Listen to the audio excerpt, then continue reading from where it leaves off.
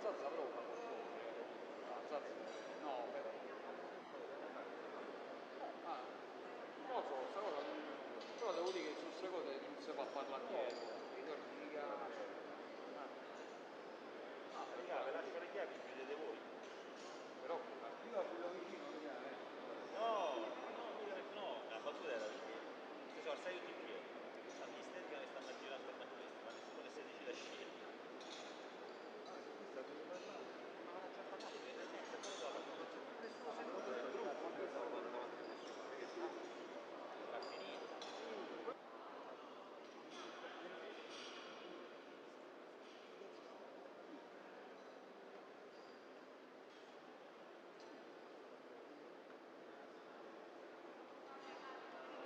Per favore, should we...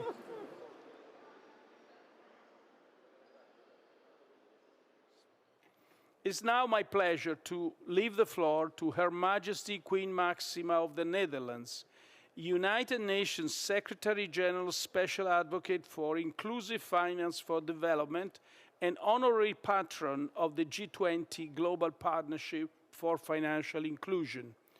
And I thank her once again for having accepted my invitation to participate in this important event. Please, Queen. Thank you, Mr. Draghi. Meeting small and medium-sized entrepreneurs around the world, I'm very often filled with admiration. Their commitment, perseverance, and passion inspire me greatly. We all acknowledge the tremendous contribution that SMEs make to our societies and economies, providing millions of families with an income. We depend on them for more equitable and sustainable growth. They're also the main drivers of innovation. SMEs contribute 2/3 of national income and more than half of employment worldwide. Yet, about half of them do not have access to credit, and their access to markets and infrastructure continues to be a challenge. And these are just the former ones. Unsurprisingly, SMEs are among the worst hit by COVID-19. The effects vary, of course, depending on sector and size, but women-owned SMEs and the smaller and informal enterprises suffered the most.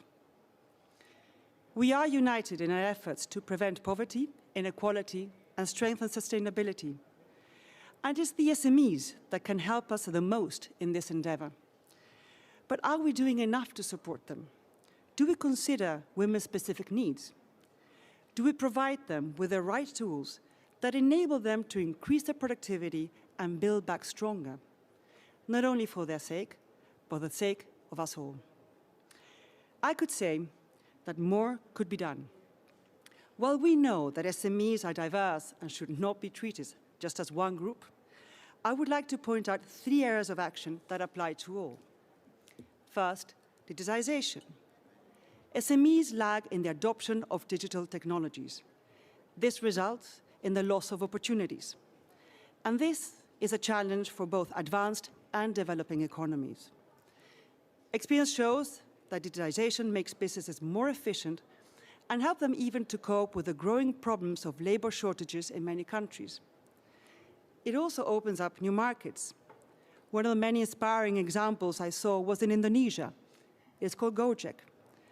GOJAK is a ride-hailing app which uses its digital ecosystem to help small businesses digitize their inventory management, marketing, payments, credits, and sales. Now suddenly, these SMEs are connected to the larger world.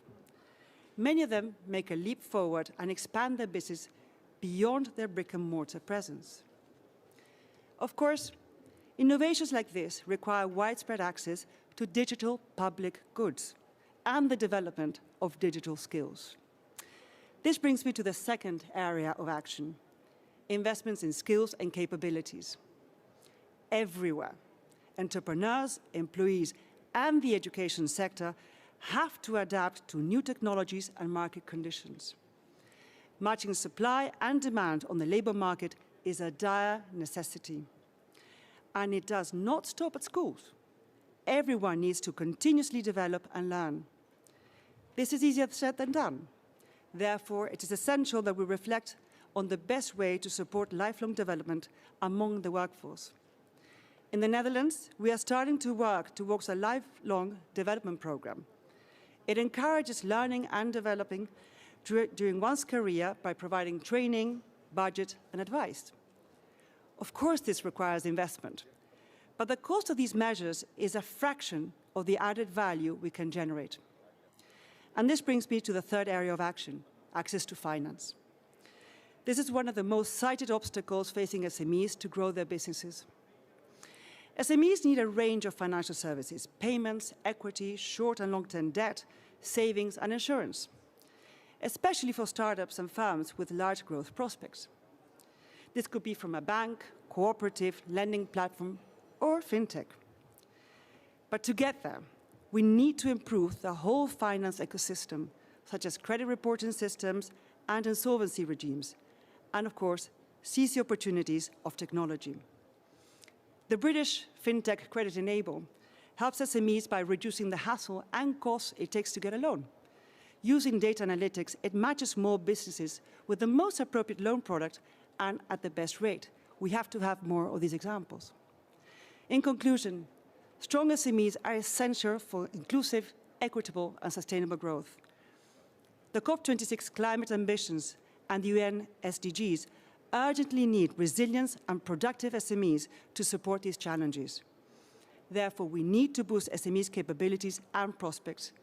We must help them thrive by embracing digitization, investing in skills, and improving the finance ecosystem. It is more than worth its while. Thank you so much. Thank you. Thank you, Your Highness. And now I give the floor to Chancellor Angela Merkel. Thank you.